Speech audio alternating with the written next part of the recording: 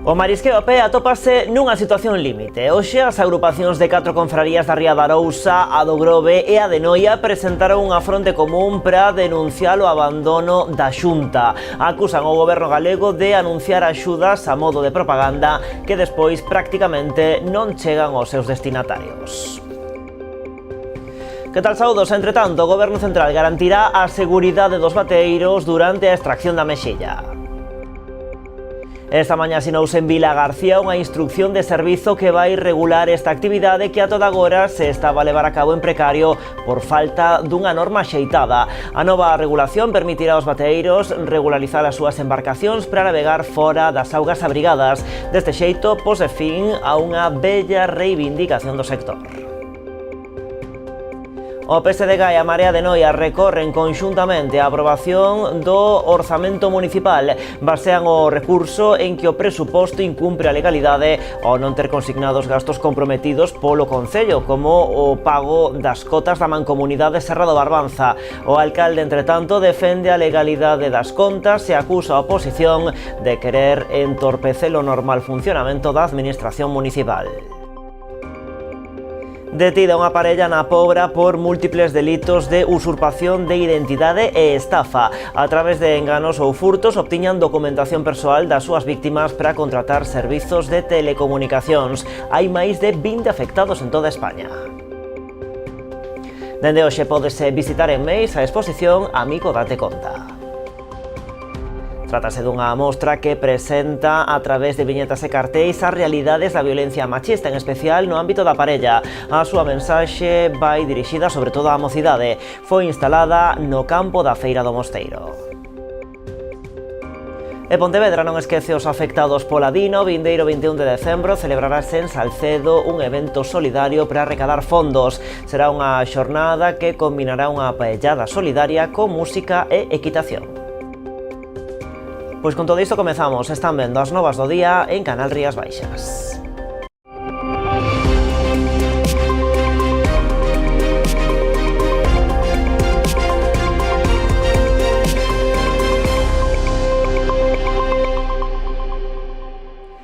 O marisqueo a pé atópase nunha situación límite. Hoxe, as agrupacións de 4 confrarías da Ría da Arousa, a do Grove e a de Noia presentaron unha fronte común para denunciar, din, o abandono da Xunta de Galicia. Acusan o goberno galego de anunciar axudas a modo de propaganda que despois prácticamente non chegan aos seus destinatarios.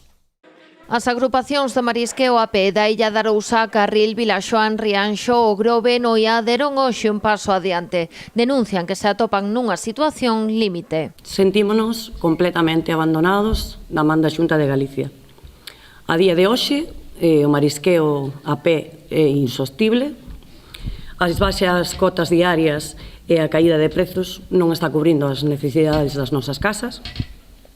Malamente nos está dando para pagar a Seguridade Social e a semente que temos que sembrar para poder seguir traballando. Hai algo máis dun ano que sufriron a última riada que as deixou sen marisco nos bancos e as puxo contra as cordas. Din que as axudas anunciadas pola Xunta de Galicia non son suficientes e na maioría dos casos mesmo non chegan aos seus destinatarios. No caso de Carril, a contía que nos dan foi de 31 días.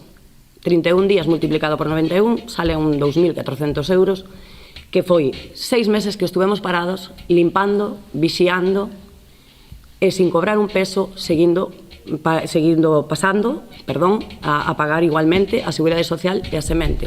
De verdade pensan revertir a situación que ten o marisqueo hoxe en día con 400 euros? A min, de verdade, que me parece, como dicía antes, unha tomadura de pelo. A consecuencia de todo isto é que a xente está abandonando o mar. Precisamente creen que o obxectivo da Xunta é ese, que rematen por deixar a actividade do marisqueo. Unha idea que para elas colle forza despois de ver o apoio do goberno autonómico a proxectos como Altri ou a Mina de Touro. Que cada un saque as súas propias conclusións, pero nós temos claro que a Xunta practica as axudas propagandas para cubrirse diante da sociedade, pero realmente a nós non nos queren no mar. Todos os datos que hai na mesa, tanto de falta de axudas reais, ao marisqueo, a ausencia de medidas de fondo, como rexeneración e saneamento, para solucionar estes problemas estruturais, como as decisións que se están tomando de negarse a declararnos de interese xeral. Sin embargo, sí que están declarados como bens estratégicos a celulosa de Altri e a mina de Touro. Ante esta situación, as mariscadoras estarán presentes na manifestación que se celebrará este domingo en Santiago de Compostela contra o proxecto de Altri. O Goberno Central garantirá a seguridade dos bateeiros durante a extracción da mexilla. Esta mañá asinouse en Vilagarcía unha instrución de servizo que vai regular esta actividade que a toda agora se estaba a levar a cabo en precario por falta dunha norma axeitada. A nova regulación permitirá aos bateeiros regularizar as súas embarcacións para navegar fora das augas abrigadas. Deste xeito ponse fin a unha bella reivindicación do sector. Trátase dun día histórico para o sector mexilloeiro que ve cumprida unha das súas bellas reivindicacións. A partir de agora, a súa seguridade está garantida durante a recolección da mexilla na costa. O director xeral da Marina Mercante asinou hoxe en Vilagarcía unha instrucción de servizo pola que se regula esta actividade que ata agora se levaba a cabo en precario. Hemos logrado obtener una instrucción que permite dar esa cobertura legal que tiene implicaciones tanto en aspectos que son objetivos de la Dirección General de la Marina Mercante como es la seguridad marítima, pero también va más allá, ya que da cobertura a los aspectos sociales que se desarrollan a bordo de las embarcaciones. Coa nova instrucción, os bateeiros poderán regularizar as súas embarcacións para navegar fora das augas abrigadas, que é onde se atopa a mexilla. Cada un deles contará cun despacho, un documento administrativo que lles permite operar na costa, aínda que as súas embarcacións formen parte dunha clase que só pode traballar dentro das rías. Lo que se ha trabajado es en hacer un cierto paralelismo con las medidas que se le aplican a las embarcaciones pesqueras, por así decirlo, de tal manera que se le dé esa cobertura legal que permite uno de los temas que son fundamentales, que es el despacho, y es el que da después, una vez que están despachados, a la posibilidad de que haya la cobertura de la seguridad social, por así decirlo. O director xeral da Marina Mercante aproveitou para poñer en valor o entendemento entre administracións e sector para resolver esta demanda. El poder hablar en un sector tan importante como este para Galicia con las diferentes administraciones pone en valor ese trabajo que hacemos interadministrativo, pero pone en valor también el empuje y el punto honor que se ha hecho desde el propio sector, siendo bastante generosos, bastante formales en la presentación de la propuesta. Mostra desa boa sintonía, na asinatura desta mañá participaron, ademais do director xeral da Marina Mercante, a directora xeral do Instituto Social da Marina, a directora territorial da Consellería do Mar en Vigo e o presidente de Omega. Pois falando do mexillón, Muros busca profesionais para a campaña deste sector. O grupo Nortempo, especializado na xestión de recursos humanos, ven de iniciar o proceso de selección para a contratación dun cento de traballadores. Os contratos serían para a segunda quincena de decembro entre o día 16 e o 31 e as tarefas a desenvolver consistirán na limpeza e envasado de mexillón. Non é necesario contar con experiencia previa, aínda que se valorará ter traballado en fábricas relacionadas co sector da alimentación. Os seleccionados traballarán a xornada completa e o salario fixarase en función da quenda asignada. Bueno, e aínda no mar, os ministros de Pesca da Unión Europea acadaban a pasada madrugada en Bruxelas un acordo unánime sobre as cotas pesqueiras para o próximo ano. A frota galega non sae mal parada, posto que se reabrirá a pescaría do Xurelo ao norte do Cantábrico noroeste tras 2 anos de cota cero, o que suporá un respiro para o sector do cerco. Pola contra, as posibilidades de pesca desta especie sofren un drástico recorte na zona 9A, pero na práctica case non terá efecto sobre a frota, posto que xa non se estaba capturando xurelo porque non había. Mantéñense as cotas de pescada, mentres que o gallo e o rape experimentan un incremento do 17% e 23% respectivamente. A cara negativa do acordo afecta sobre todo a frota que faena no Gran Sol, cunha rebaixa do 20% nas capturas de pescada, que suporá un impacto moi negativo na economía galega, fixado pola Xunta en máis de 50 millóns de euros. Imos con sucesos. Detido unha parella na Pobra por múltiples delitos de usurpación de identidade e estafa. A través de enganos ou furtos obtiñan documentación persoal das súas víctimas para contratar servizos de telecomunicacións. Hai máis de 20 afectados en toda España. A Garda Civil de Boiro detivo a 2 pobrenses, un home e unha muller acusados de múltiples delitos de usurpación de identidade e estafa. A investigación enmarcada na Operación Barbases iniciouse a raíz de varias denuncias de cidadáns que reportaban a usurpación da súa identidade para a contratación fraudulenta de servizos de telecomunicación con diferentes compañías. As vítimas detectaron cargos bancarios indebidos por estes servizos e algunhas mesmo chegaron a ser incluídas en rexistros de morosidade ante as débedas xeradas por estes contratos. Os investigadores constataron que as direccións de instalación e entrega dos dispositivos asociados a estes contratos se localizaban na comarca do Barbanza, especialmente na Pobra. Os detidos facíanse cos datos persoais e documentación dos afectados a través de enganos ou furtos que posteriormente utilizaron para contratar ata medio cento de liñas telefónicas ou servizos de internet e televisión. Identificáronse máis dunha vintena de afectados, non só do Barbanza, senón tamén residentes noutras provincias de fora de Galicia. Aínda que os 2 detidos xa pasaron a disposición xudicial, a operación continúa aberta e non se descarta a aparición de novas vítimas. Para evitar este tipo de estafas, a Garda Civil fai unha serie de recomendacións de seguridade aos cidadáns, alertando riscos de compartir fotografías do DNI con terceiros, polo que en caso de ser necesario, aconsellan enviar o documento en branco e negro e non a cor, e ocultar ou pixelar datos sensibles como rostro, a firma ou a data de validez. E un grave accidente deixou onte pola tarde 2 persoas feridas en Pontevedra. Foi un choque frontal entre 2 turismos que se rexistrou na avenida de Compostela, no treito máis próximo á rotonda coa rúa Médico Ballina. Segundo explican dende a policía local, un dos vehículos entraba na cidade por causas que se descoñecen, desplazouse cara á dereita, chocando contra a bionda e quedando atravesado no carril do outro sentido de circulación. Foi nese momento cando o outro turismo que circulaba en dirección saída da cidade colidiu contra el. Un dos feridos quedou atrapado no interior do vehículo e tivo que ser escarcerado por efectivos dos bombeiros de Pontevedra. Os 2 tiveron que ser trasladados a centros hospitalarios. O operativo que se despregou na zona obrigou a regular o tráfico e mesmo a cortar a circulación nas 2 direccións durante máis de hora e media. Ao tal lugar desprazáronse efectivos da Policía Local e dos bombeiros de Pontevedra, o Servizo de Urxencias Sanitarias do 061, a Garda Civil e voluntarios de Protección Civil.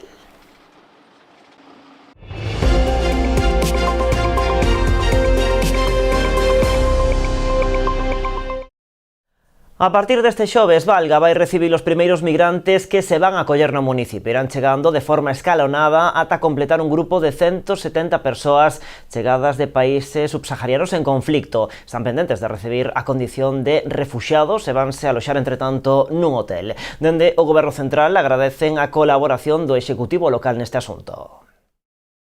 Van a chegar de maneira escalonada, son 173 persoas que veñen basicamente de subsaharianos, que veñen de países en conflicto, que polo tanto están pendentes da concesión de estatuto de refuxiado, e a ONG que vai xestionar esta incorporación é a ONG Rescate. Eu falei xa, e o delegado do Goberno falamos co alcalde de Valga. Quero agradecer a colaboración que mostrou, o mesmo que os alcaldes os que, digamos, afectou as 2 primeiras tandas, que foran Mondariz Balneario e Sanxenxo.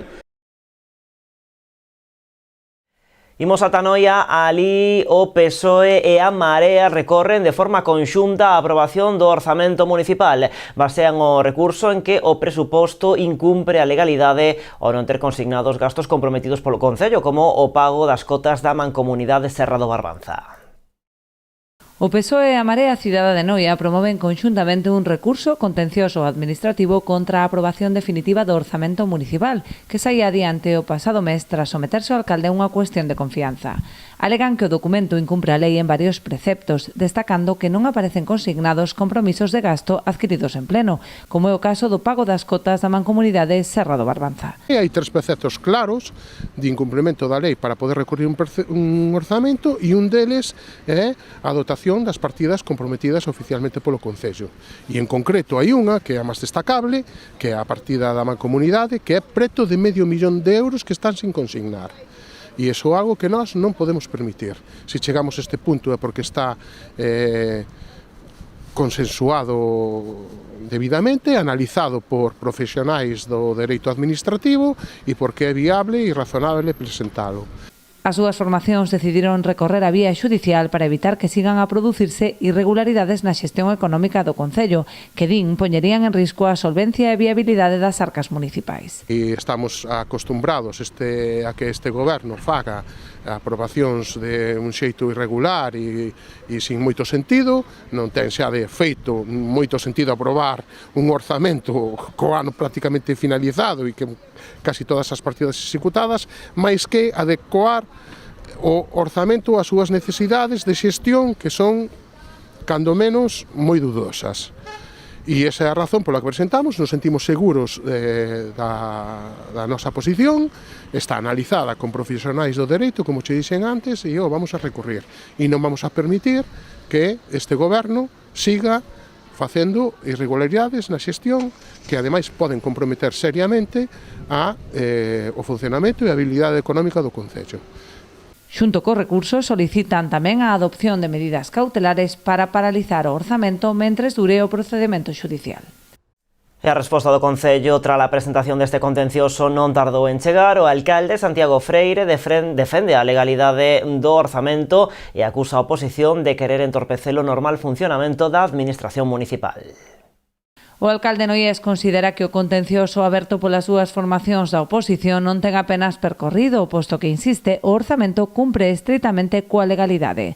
Con respecto á ausencia dunha partida consignada para os gastos da RPT, o rexedor lembra que existe unha sentenza xudicial que declara inaplicable a relación de postos de traballo. O relativo á relación de postos de traballo hai unha sentencia que a declara inaplicable, por tanto, desde o grupo de goberno fíxose o apropiado, sendo cautos e non dotando unha cuantía, tendo presente que era un tema que estaba xudicializado. A sentencia acaba dando a razón sobre a súa non aplicabilidade nos termos en que estaba plantexado. Por tanto, entendemos que un dos argumentos que utilizou tanto a oposición como o concelleiro tránsfuga para votar en contra dos orzamentos pois se cai polo seu propio peso. En relación ás cotas da mancomunidade, principal argumento no que se sustenta o recurso, Freire indica que se ven de facer efectiva a liquidación das cotas do presente exercicio por valor de preto de 300.000 euros. O Concello de Noia ven de facer o pago da liquidación correspondente ao exercicio 2024 e ven de pagarse estes últimos días unha cuantía de en torno a 360.000 euros para facer frente a esa última liquidación, e dos concellos de toda a mancomunidade, dos 9 concellos, o que ten, digamos, máis adiantado esos pagos. Neste momento só hai 2 concellos que fixeran frente ás cotas liquidadas e un deles é Noia. Neste sentido, entenden que o Goberno actuou con total responsabilidade ao plantexar a cuestión de confianza, que permitiu aprobar o orzamento co fin de poder facer efectivo o pago a proveedores, principalmente pequenas empresas locais que prestaron servizos ao Concello. Dende hoxe xa se pode visitar en Meis a exposición centrada na loita contra a violencia de xénero Amigo, date conta. Coñecemos máis detalles logo da publicidade.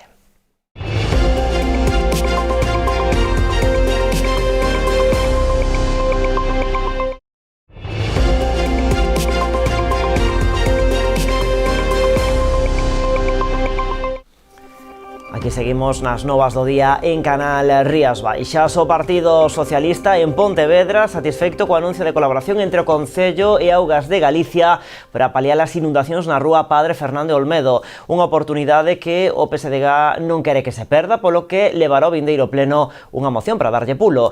E destacan que a solución que se está a valorar aseméllase á proposta polos socialistas no 2022.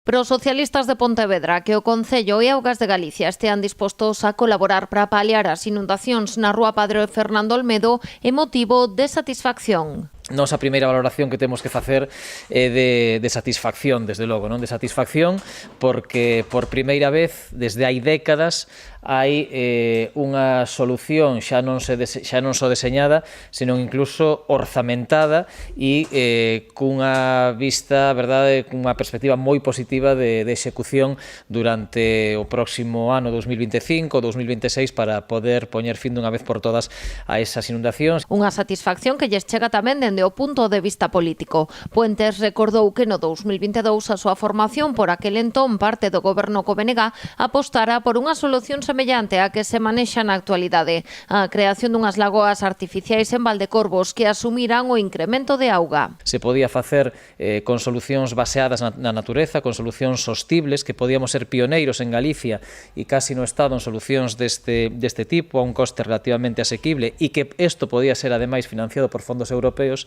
Despois de que se intentase desacreditar ese proxecto, bueno, pois afortunadamente a día de hoxe a Xunta de Galicia, que non é precisamente do Partido Socialista, recoñece que este é o proxecto. Agora o PSOE non quere que se perda esta oportunidade, por iso levarán ao pleno do 23 de decembro unha moción para darlle pulo que contou co apoio do BNG e a abstención do PP. Ademais, nela piden que se aproveite esta actuación para recuperar a zona verde de Valdecorvos. Tamén lle pedimos ao Goberno Municipal que, tal e como estaba contemplado nese proxecto do ano 2022, se aproveite esta creación de zonas de inundación natural no entorno do Parque de Valdecorvos para recuperar ambientalmente esta zona, para que a día de hoxe pouco máis que unha senda paralela ao rego de Valdecorvos no entorno da Rúa Prado Novo se transforme nun gran parque central desta zona da cidade, do leste de Pontevedra. Segundo o anunciado, a intención é que a Xunta financie tanto a obra como a redacción do proxecto de execución.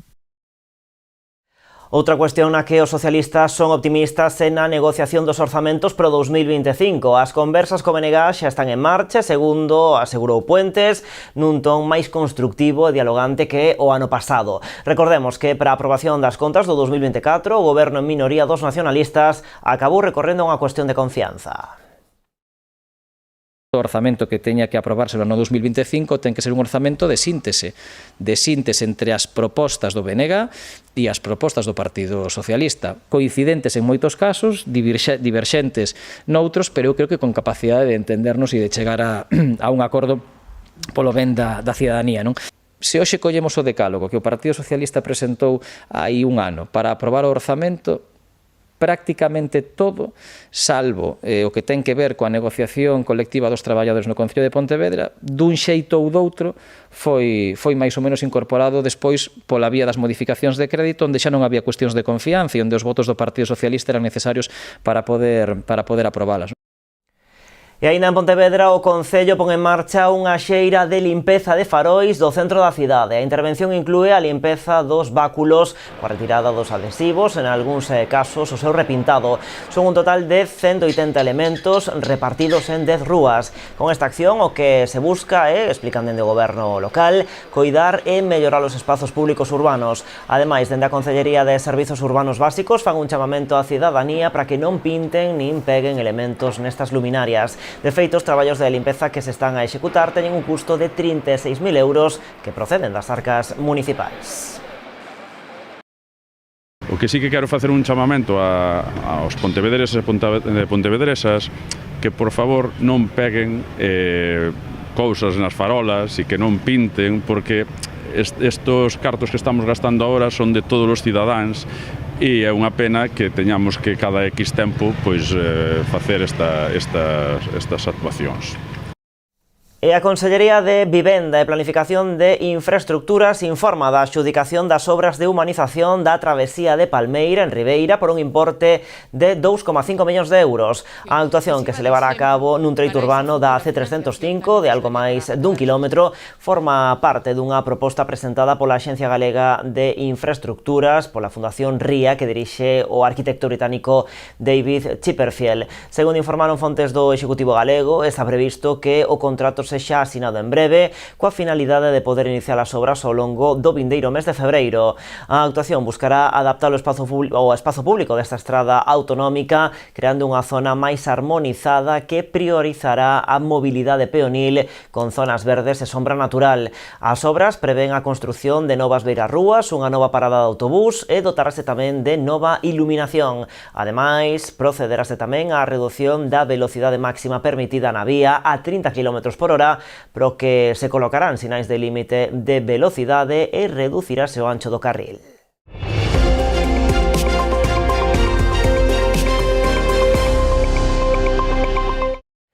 Dende hoxe pode visitarse en Meis a exposición Amigo date conta. Trátase dunha mostra que presenta a través de viñetas e cartéis as realidades da violencia machista, en especial no ámbito da parella. A súa mensaxe vai dirixida sobre todo á mocidade.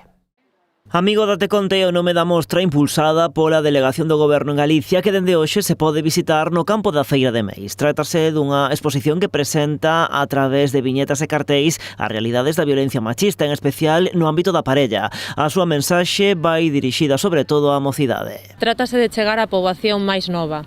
Que pretendemos conseguir? Pois sensibilizar a esta poboación, os mozos e as mozas, para que sexan determinantes nas súas actitudes, para que se mostren contrarios a cualquier tipo de actitud machista, desigualitaria, de violencia psicolóxica, de violencia sexual. A mostra arriba a Meis logo de pasar por outros moitos concellos galegos. Na súa chegada ao municipio, tanto o subdelegado do Goberno en Pontevedra como a alcaldesa salientaron a importancia de seguir facéndolle fronte dende as administracións a esta lacra. As persoas que a cuestionan, as persoas que abrazan a quen as cuestionan, pois é importante que reflexionen sobre a necesidade de estar todos xuntos, porque estamos falando de mulleres asesinadas, non estamos falando dun número abstracto que este pois en non se sabe onde. Estamos falando de mulleres asesinadas moitas veces diante dos seus fillos, de problemas brutais nas familias, e polo tanto eu lle pido aos concellos da provincia pois a responsabilidade que neste caso o Concello e a alcaldesa de Meis pois manifestan con este tema. Que este tipo de accións veñan ao rural tamén é moi importante, porque aquí as mulleres, se acaso as mulleres que sufren violencia de xénero,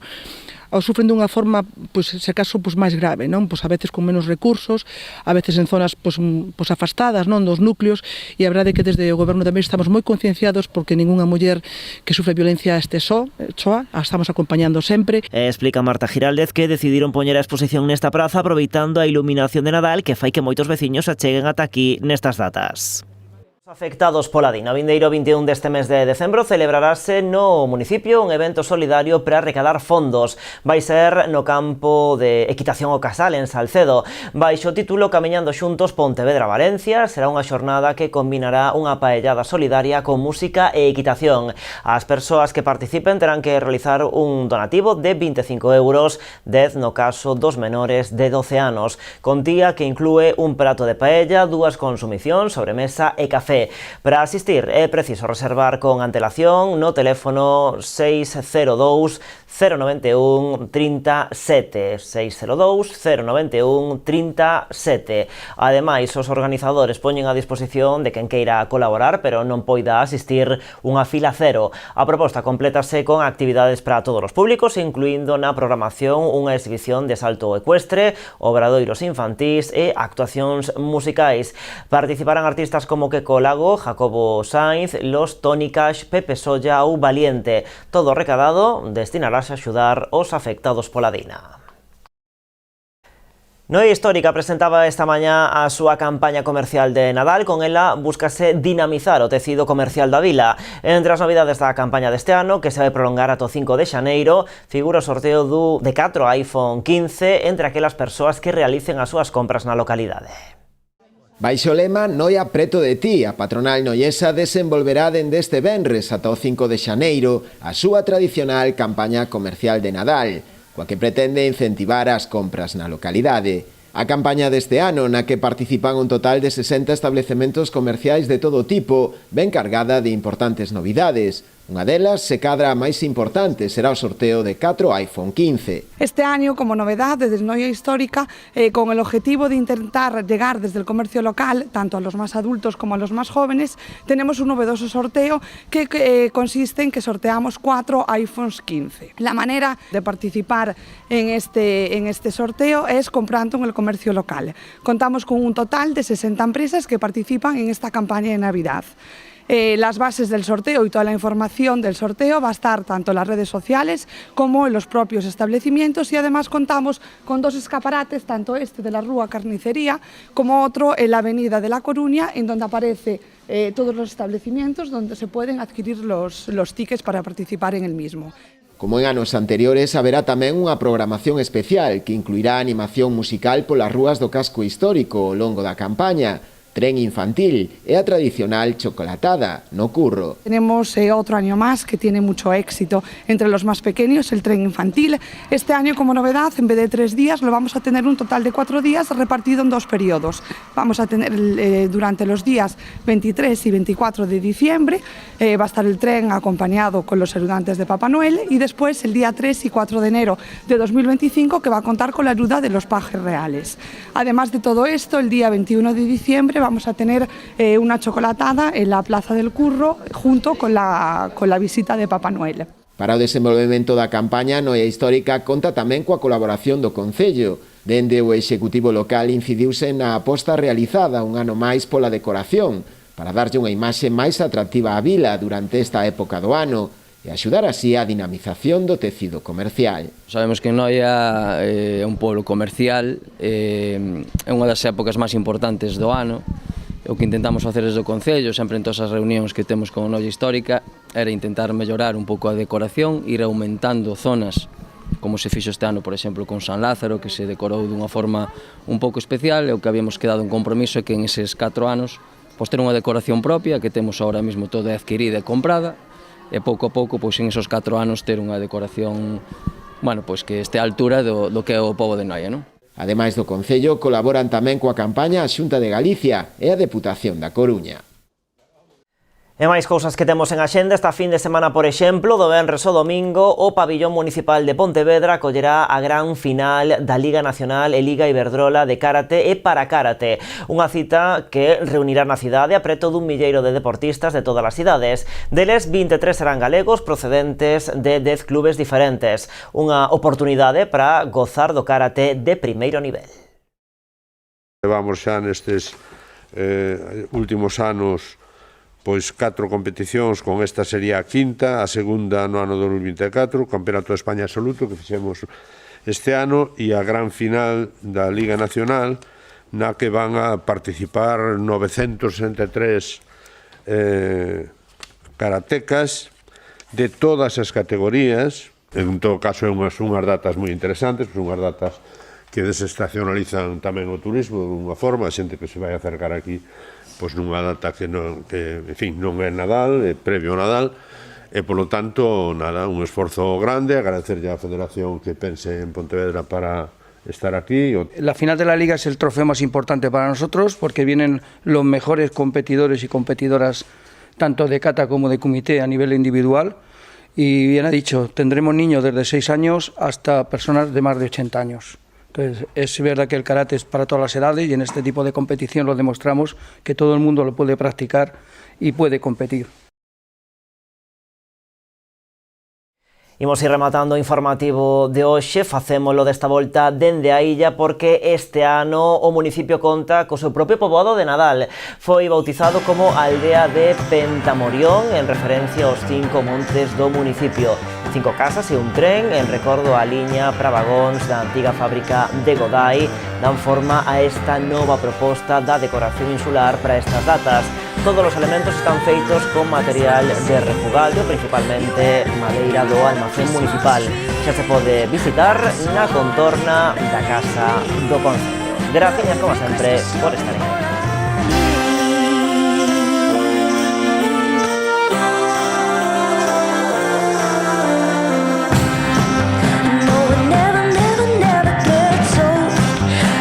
Stand